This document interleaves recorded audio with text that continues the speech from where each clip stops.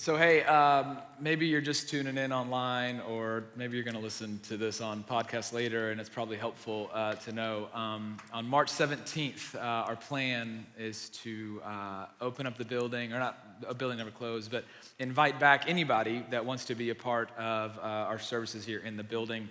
And so we're going to open up an RSVP system for that, and you'll get to register you and whoever you want to come with you, however that works. I actually really don't know, but it'll all be online.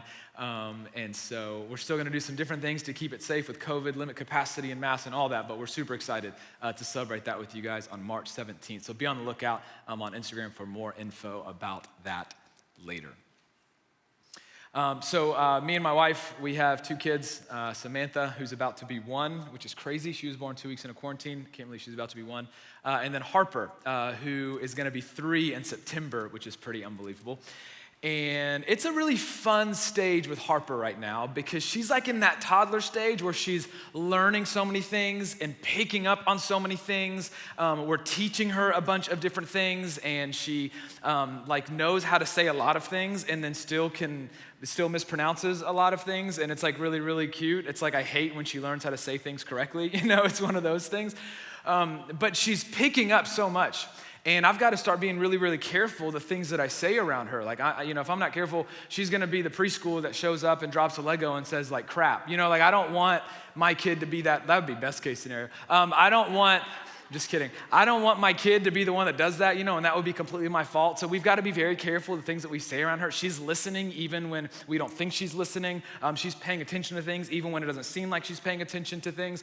And so we've got to be very, very intentional with the things we say around her. Even when Julie and I, when we get in some kind of fight or argument around her, yes, that happens in marriage, she kind of gets upset. And so we make up around her, and we do a family hug. And we're like, hey, mommy and daddy still love each other. It's all good. But we try not to have big disagreements in front of her and all this stuff.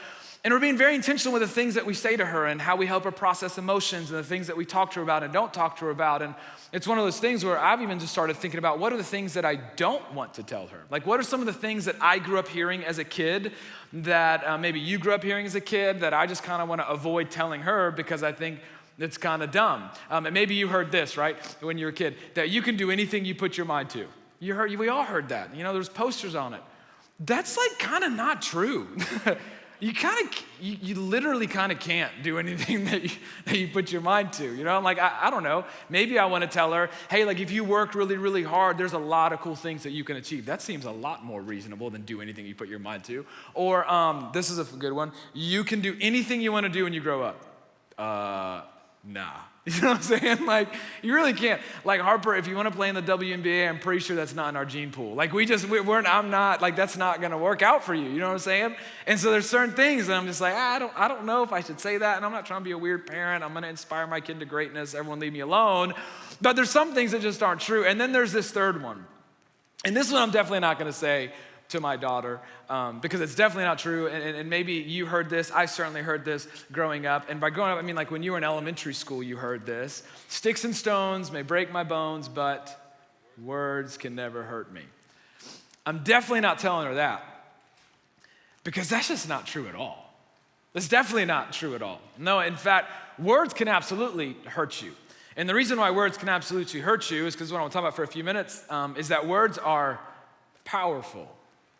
Words are powerful. And I get the sentiment behind that idea that we teach little kids, hey, don't let anybody's words define you. It is okay. You're not a butthead. It's all good. You know what I'm saying? But ultimately what we're saying is words don't have as much power as sticks and stones to hurt people, but that's just not true. No. Words are powerful. Powerful in the negative sense. They have negative power. That I guarantee you can think back to moments in your life, maybe even recently, certainly growing up, when someone's words hurt you. A friend, a coach, a parent, maybe more recently a roommate, maybe a boyfriend or a girlfriend, and it did not end very, very well. And it was some kind of gossip that was said about you. Someone made a comment about your performance. Someone made a comment about the way that you looked. Someone said something sarcastic and it was meant to be a joke, but it just hit a little bit too close to home. And it might have been recent, but isn't it so true? You can think of moments where this happened in like elementary school or middle school, and you can kind of start to feel it right now because you remember what they said, you remember how they said it, and that just kind of cut right through you. And maybe in that moment, or maybe even recently, you kind of laughed it off and you blocked it off, but isn't it so true that in those moments, it's like something inside of you died a little bit?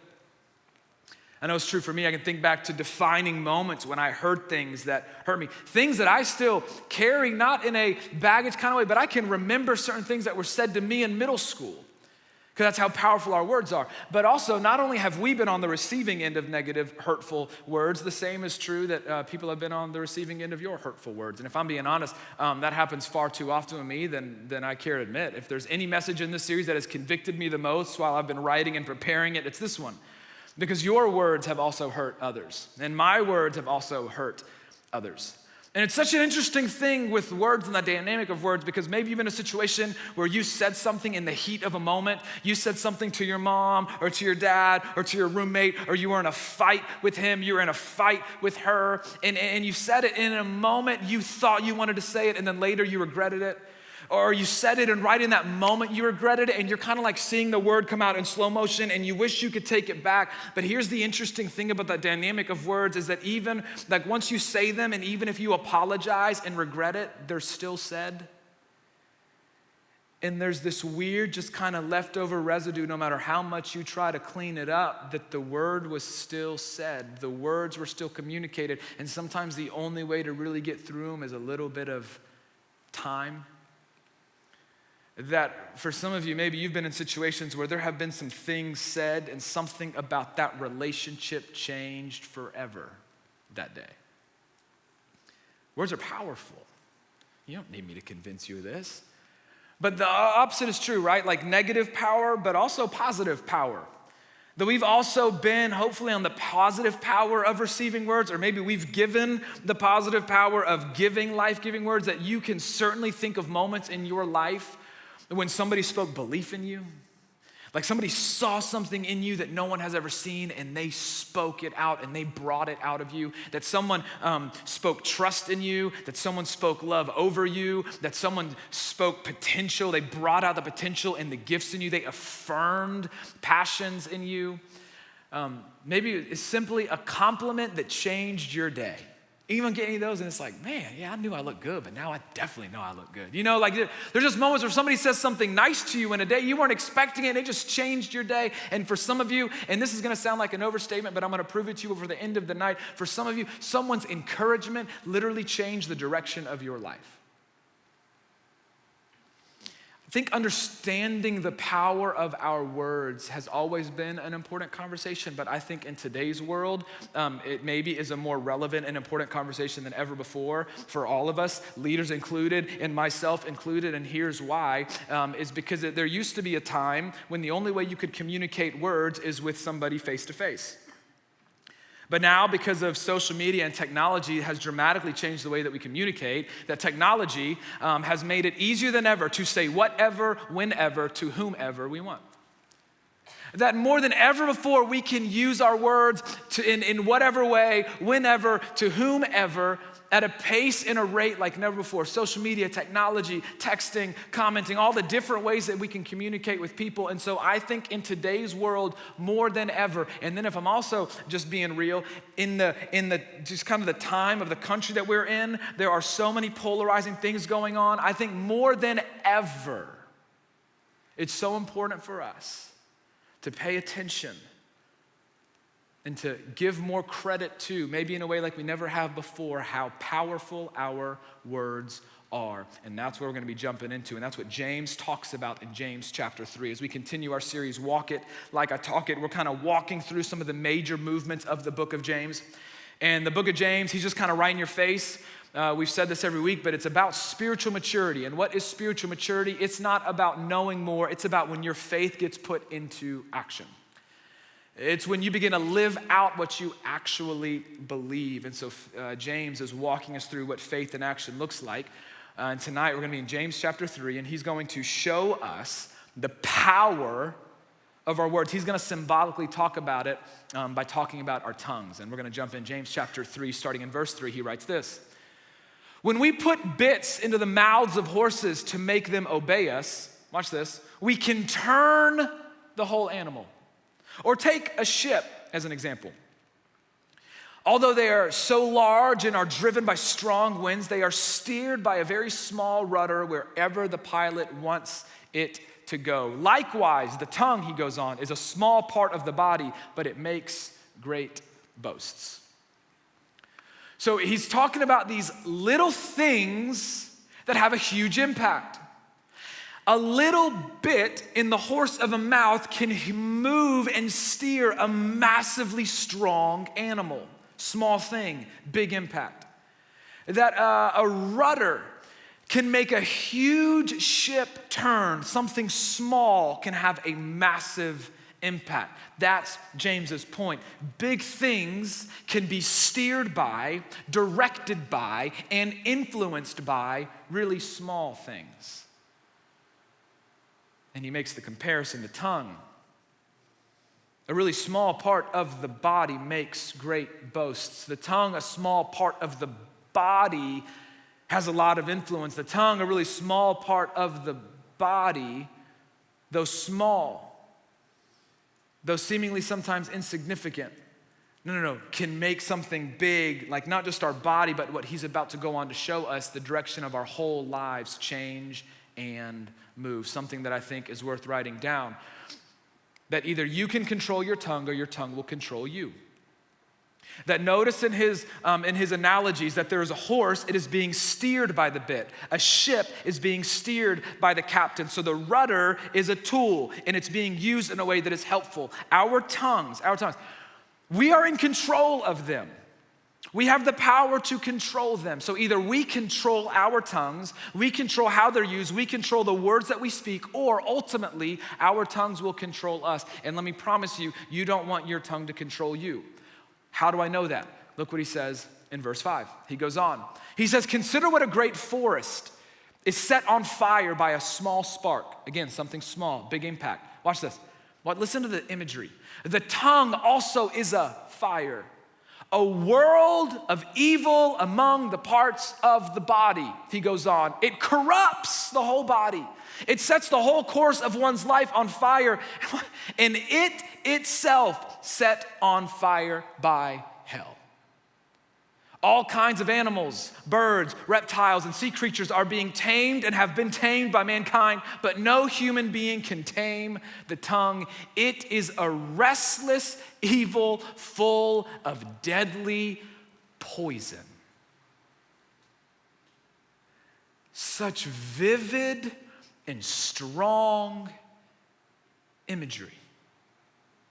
My first thought is like, man, James had a rough childhood. You know what I'm saying? Like, maybe he got made fun of a lot. Strong imagery. The first thought, okay, are you exaggerating? Are you just really playing this thing up to try to make some fun little point? No. I don't think he's exaggerating. I think he is making a very vivid point with this type of energy. But for what reason? I believe he wants to communicate to you and to me how powerful our words actually are. And did you notice what he said? That it has the potential to set the course of one's life on fire. That he's saying that your words exhibit the power to influence the course of your life. And I buy this. Just play it out with me for just a second. Logically, just think through this. When you are reckless with your words, people are never going to take you seriously. When you are careless with your words and how you communicate about things and to different people, it'll cost you. It could cost you a job. It could cost you an opportunity. It can certainly cost you influence. If you're consistently hateful, sarcastic, or mean with your words, no one's going to want to be around you. You're not going to have very healthy relationships. You certainly aren't going to be able to date very long. I mean, if you are consistently gossiping, and I know gossip kind of feels like a middle school thing, but come on, it's not. It's when you talk about one roommate after the roommate leaves because they did something to you that one day. It's you talking trash about somebody at work because they're frustrating you. It's, if I may, you maybe leaving small group and talking about somebody that opened up about something to other people in the group. And when you consistently gossip, guess what? No one's going to trust you. And I don't know about you, but when my relationships aren't healthy, when I am not in a place where people trust me and I trust them, when I'm not in a place where I'm surrounding myself with people that want to be around me, the course of my life does not look very good. I'm talking about the potential of influence lost, opportunity lost. Why? Because we didn't pay attention to the power of our words. And isn't it so true, man? For some of you guys, you've experienced this. Your words, or maybe the words of other people, have done irreparable damage. And I'm not saying it's always fair, but I am saying that sometimes that's just true. We're seeing this happen all over the place in pop culture and in the world of famous people that say really, really dumb things and influence gone in a second. That you can spend your whole life building influence and then you say something wrong. You say something stupid, you say something careless, you say something insensitive, you say something without thinking, and then boom, you've lost influence. And sometimes it's impossible to get back. Whether you think that's fair or not does not change the fact that it happened. It's how powerful our words are. Can set the course of our whole life on fire. And ultimately, here's what I believe is ultimately true, and what James is about to get into, is that your tongue is an indicator of what's going on up here and what ultimately is in here. That your tongue is an indicator of what is going on up here and what is ultimately going on in here. In fact, there's a quote that as I was preparing for this message, I thought was too good not to share. And there's a commentator who literally spoke exactly, or was writing about this verse here in James, and this is what he wrote, George Trulock. He said, "Be hateful with your tongue, and you will be hateful with other aspects of your behavior." He says, if you do not discipline and purify your speech, you will not discipline or purify the rest of your life. That there's this strong correlation between what comes out of our mouths and ultimately telling us what is actually going on in here. If you're hateful with your words, man, there's some hate in here, and you better believe that's going to show up in other places. It's like you and I, in some sense, speak into existence what is true. And isn't it so true that sometimes the more you speak it, you just actually start to believe it more than you ever thought you did? That for some of you, you ever heard like, hey, when you consistently complain about something, you actually start to believe every bit of complaint that you actually are saying, that it actually affects how you're feeling about where you are. It affects your mood, affects your state of being and all of that. Why? Because you're consistently speaking in distance. If you've ever met somebody who has no control or filter about what they say, that's a sign of immaturity. And I guarantee you, there's other areas in their life where they are immature. What James is saying and what George Trulock is saying and what I've experienced in my own life, man, it's an indicator of what is going on in here. And James jumps into that in verse 9. Continue on in the passage. With the tongue, watch this, he's about to step on some toes. We praise our Lord and Father, and with it we curse human beings who have been made in God's likeness. Out of the same mouth come praise and cursing. My brothers and sisters, this should not be. And he gives us an analogy. Can both fresh water and salt water flow from the same spring? No, they can't. My brothers and sisters, can a fig tree bear olives or a grapevine bear figs? No. And he concludes, neither can a salt spring produce fresh water. That there is things you cannot reconcile, and what he is ultimately doing by talking about the fresh water and the salt water and the fig tree and the grapevine, the analogy directly connects back to what we talked about last week, the royal law of love. That you cannot praise God and with the same mouth curse humans who are made, as he said, in the likeness of God. It all consistently comes back to this New Testament ethic that Jesus taught, that every apostle picked up on, and that James wrote about. We talked about it last week, the royal law of love. That you cannot be okay with God if you are not okay with his people. And watch this. You and I, in so many ways, it is empty praise when we are praising God on a Wednesday and we are using our words for evil on a Thursday. Praising God on a Wednesday and jumping online and causing a bash on a Thursday. Cutting people down. Belittling. Berating. And this is convicting for me too, that with the same tongue we praise God, we curse people. We talk down to people. We cut down people.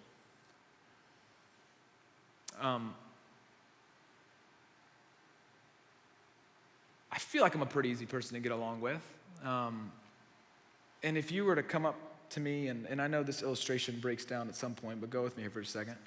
You come up to me and, hey Sam, I just want you to know, man, I really like you. And I think you're awesome. And I think I love your messages, and you're really cool. Like, man, I think you're great. I love being here. Like, but I don't really like your kids that much. Like, I had to stop following you on Instagram because Harper's really annoying. And Samantha, like, God, does she pick what she wears? Because I don't like her outfits at all. And I don't know. Like, I just couldn't do it anymore. So if you have an Instagram account that doesn't include your kids, I'd love to follow that. But I don't really like your kids. They're just annoying, and we really need to figure out how to get them better manners.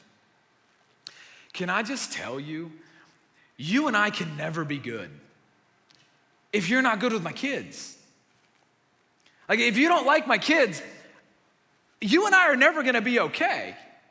If you hate my kids, you're never coming to my house for dinner. Like, we're not gonna be good. And I know that analogy breaks down, and I'm not trying to equate myself to God, but what I am trying to do is communicate the emotion of and how big of a deal this is if you're a Jesus follower. You can't be okay here if you're not okay here. And a tongue that praises God is full of empty words if it is consistently cursing and cutting down and discouraging and berating his people. The two can't go hand in hand. It's irreconcilable. And what I love about this, if you're a Jesus follower, this is what I'm speaking to. If you're not a Jesus follower, this is one of the most compelling things about our faith. That we don't believe in a God that is okay with empty praise, that has followers who also might just be religious bigots. No. Our Heavenly Father, when we surrender our lives to Jesus, says, okay, here's your marching orders. You better love them as I loved you, and I don't care who they are. Ultimately, what James is teaching you and me is that the duplicity of our tongues reflects the hypocrisy of our hearts. The duplicity of our tongues, the praise and the cursing, the praise and the talking down to, the praise and the tearing down, the praise and the hating. It's a duplicity, which is ultimately a sign of hypocrisy in here, and for you and for me. I'm telling y'all, I need this.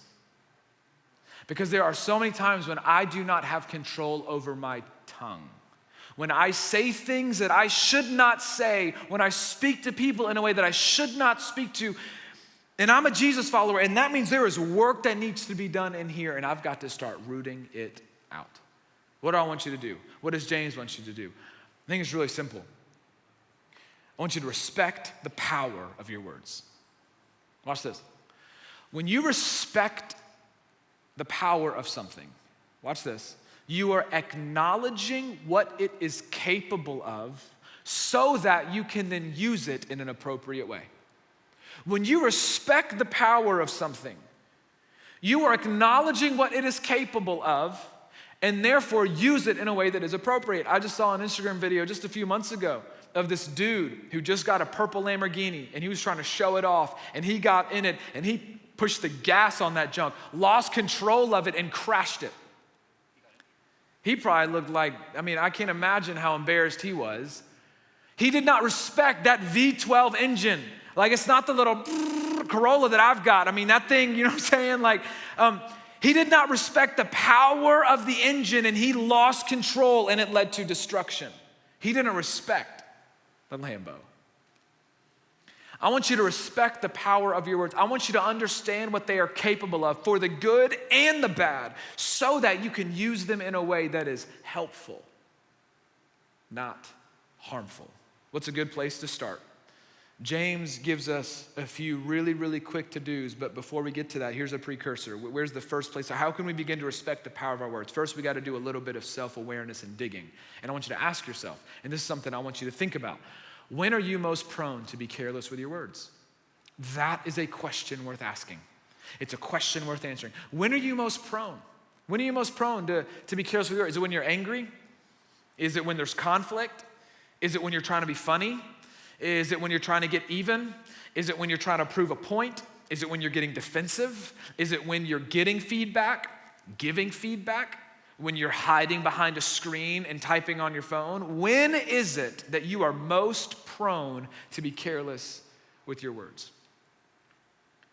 And let me tell you this, sometimes self-awareness is really, really hard to see in yourself, that you need an outside perspective. If you're even unsure of how to answer that, in fact, I would challenge every single one of y'all to do this, if you would be brave enough to do it. Ask somebody that you're close to the answer to that question. Ask somebody that you're close to, somebody that you live with, somebody that you're dating. Hey, you've probably seen ugly sides of me that most people don't see. Can you tell me times that you've noticed, examples that you've noticed? When do you think I'm most careless with my words? I would love if some of you guys ask other people that question that you trust, that you have that kind of relationship with. It's hard to get that kind of feedback, but I'm telling you, you're never gonna be able to grow in this area if there isn't any kind of self-awareness. And sometimes you're never gonna be aware unless you find someone else that you trust to help you answer that question. When are you most prone? When are you most prone? Answer the question. So now, once we answer that question, and you can do that later, I want you to think about it. James then gives us a really, really helpful to-do. Just a couple chapters back in James chapter 1, verses 19 and 20, he says this: "My dear brothers and sisters, take note of this." You ready?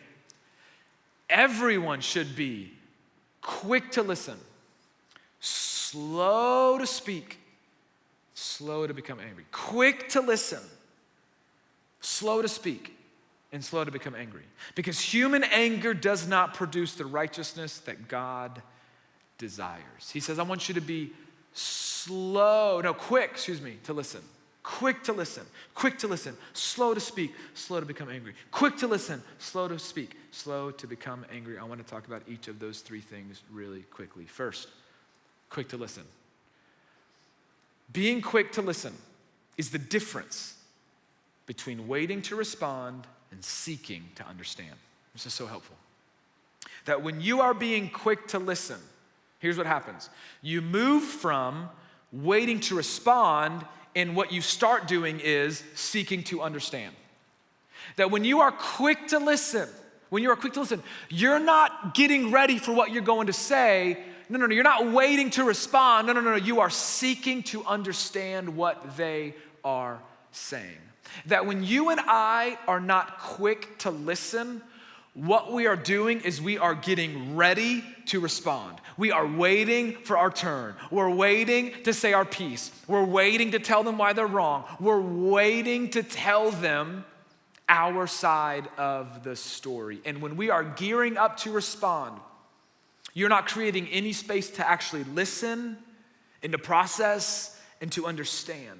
That if you're never going to be quick to listen, it's going to be really, really hard to learn about the other side. It's going to be really, really hard to learn compassion. It's going to be really, really hard to learn empathy. And watch this, when you are consistently waiting to respond rather than seeking to understand, you're also going to have a really, really hard time at growing and maturing as a human being, because here's what's true.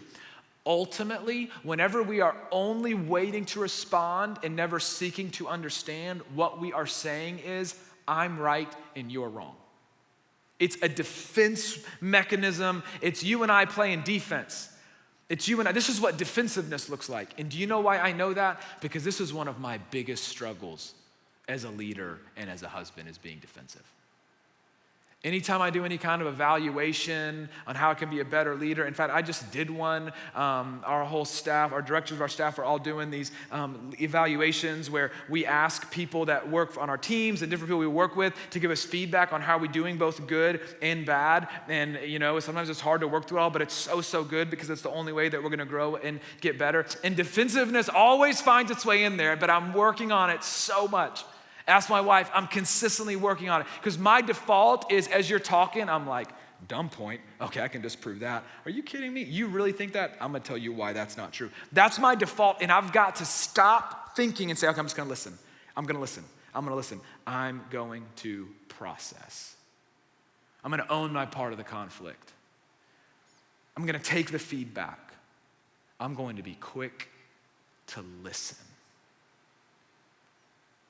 Seek to understand. Don't just sit there and wait to respond. You might be shocked at what you learn, but it's gonna be good. The second thing, slow to speak. He says, be slow to speak. Being slow to speak is the difference between helpful words and hurtful words.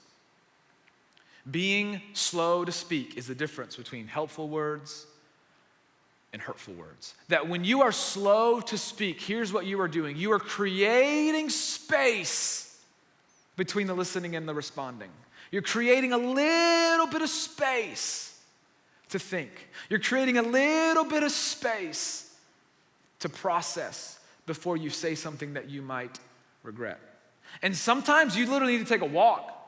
There's times when I'm in the midst of kind of having a conversation and me being slow to speak is, hey, I hear you. Before I need a second. I need a second to process that because I feel what I'm feeling and I think I'm gonna say something that I don't mean and I just need a second. Sometimes being slow to speak is saying, hey, can I get 5? Can I just walk to the bathroom real quick and come right back? Like just give me 2 seconds, let me get a Coke Zero and I think I'm gonna be able to do this. That oftentimes you and I find ourselves in a position where we're regretting the things that we say whenever we are reacting. I had a college pastor when I was in college said, when you react, you regret. And I love that. When you react, you regret. When you react, you regret. I don't know if that's 100% true, but I think that is often true. That maybe it's more likely when you are reacting to something quickly, you're more likely to regret. However, when we are slow to speak and we process, when we are slow to speak and we create space to let our emotions kind of simmer down and actually hear what they're saying, we're more likely to respond, which leaves us less likely to regret. 3 things that are worth noting about this very idea, and the first is this. You ready? Slow to speak. 3 things. Just because you have an opinion doesn't mean you should always share it.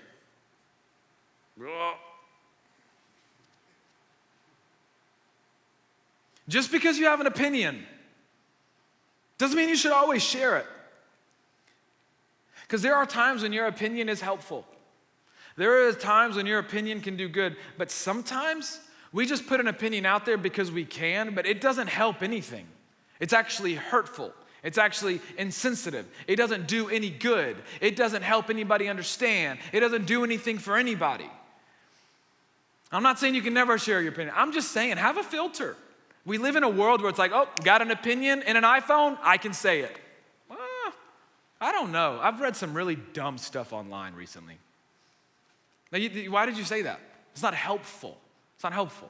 So just sometimes just because you have an opinion, and this is not just a social media thing, this is with roommates, this is at work. Sometimes just because you have an opinion, just ask yourself, is it really worth sharing? Not always. Not always. The second thing, you ready? This is a really helpful rule of thumb. We're going to talk about this again when we jump into our dating series this fall. But it's a helpful rule of thumb. You ready? Write this down. This is huge. If you can't say it in person, you shouldn't say it in a text. Some of you are like, what? I just broke up with him last week in a text. Okay, listen. And I'm sure someone's gonna be like, no, here's a really good reason why okay, there's an exception to every rule, people.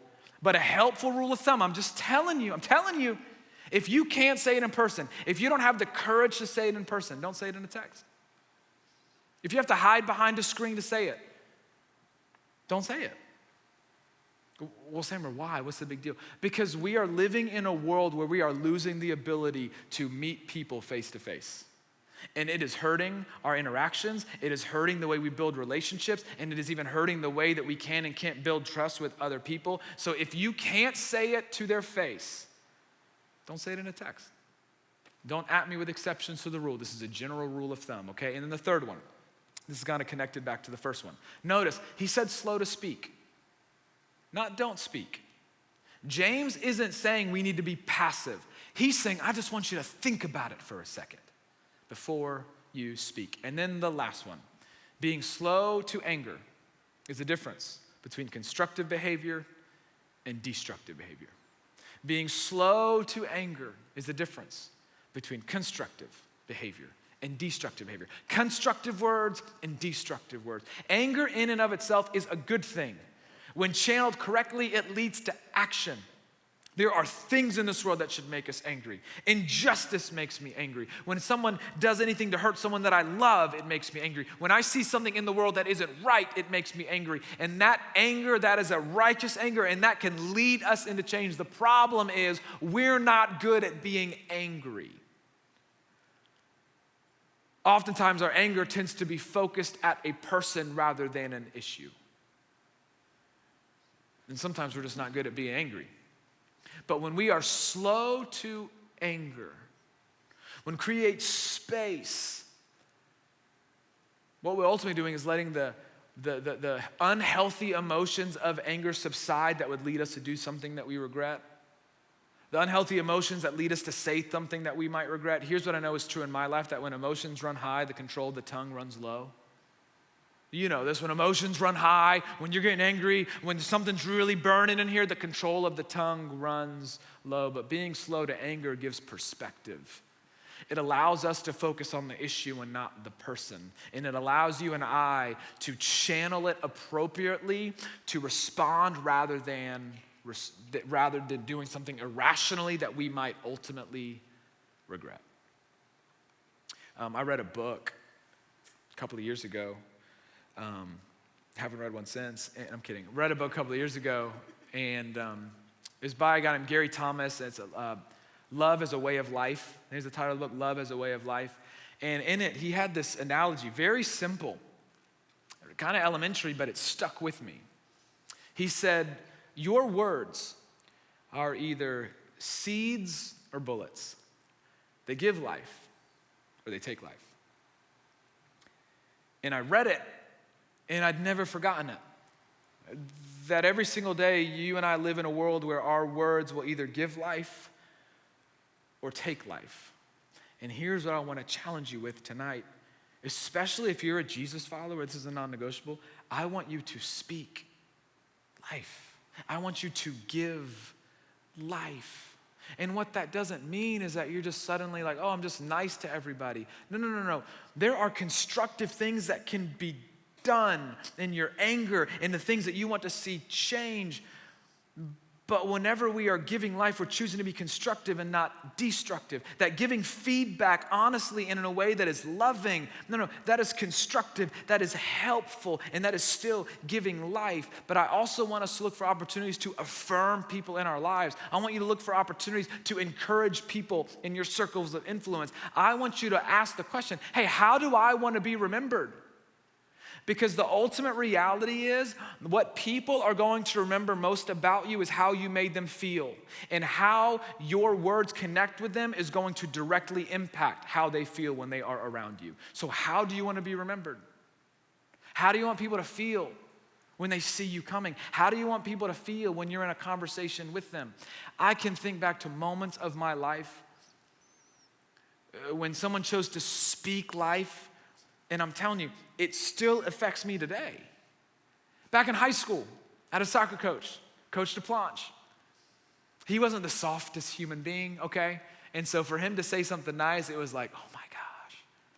I remember I tore my ACL my junior year, missed the whole season, really affected my senior year. My high school soccer career did not go the way that I wanted it to go. And so at my senior year, we're at our end of the year team banquet, and Coach DePlanche is up there giving away team awards. And the last one was the coach's award, and he gave that to me. And he started talking about me and my heart and my perseverance and just the crazy couple of seasons that I had. And he started crying, talking about how he wished he had a team full of my heart. Not my ability, but my heart. And after I was talking to his wife, and he said, Sammer, I've only seen him cry 2 times in his life, tonight and when our daughter was born. And I was just in high school, and he was my son, but I've never forgotten it. Like, it built up something in me that day that I don't know that I've ever told him. I should find him on Facebook. I can think back to a conversation that I had with my youth pastor and now one of my mentors still to this day. When I was a senior in high school, he looked at me and said, hey, Sammer, I see something special in you. I see gifts in you. Have you ever considered that maybe God might want to use you in ministry one day? No. Here I am today. He was the first one to speak that into my life, and he spoke life into me and called out my gifting, and here I am getting to lead TLR. I think back to the moment, a conversation I had with my parents when I was trying to figure out what seminary to go to, and I was thinking about moving out to Dallas, Texas, and it was gonna be financially difficult, and I was gonna need my parents' help, and I wasn't sure if it was worth it, and my parents sat me down like, hey, listen, we believe that you're gonna do some great things. We wanna help you get there, so you go and you don't worry about anything else. I can think of moments with my wife. I can think about moments with my team, with some of my best friends where they spoke life into me. And it wasn't just being nice. It was, I'm seeing potential and I'm gonna draw it out. I see something that needs to change because I know you're better than that, and I'm gonna call it out. I'm gonna speak life into you, and my life is infinitely better because of it. And I've been able to follow in the direction that God would have me, because in so many ways, he's used the different ways that people have spoken life into me to lead me to where I am today. I kid you not when I tell you, one of the most profound things you could do to somebody's life is affirm something in them. Because you have no idea what it could lead to, where it could go, or where God is going to use it and where he's going to take them because of it. So how do you want to be remembered? What life do you want to lead? And may we be a people that respect the power of our words and choose every day, no matter what, to give life rather than take it. Let me pray for you. Heavenly Father, I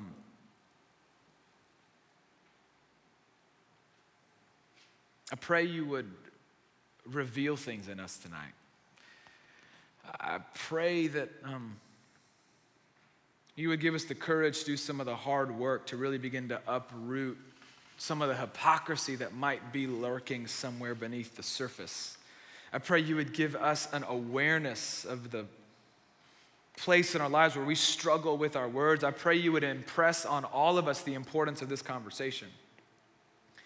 That, Father, your very words did nothing but give life. In fact, your very words were the thing that created life. Your very words were the thing that created this world. Your very words put breath in our lungs. And so, Father, as a reflection of who you are and your character, may our words do the same. May they be the wind and sails. May they be a part of building up your kingdom. May they give life, not take it. It's in Jesus' name we pray. Amen.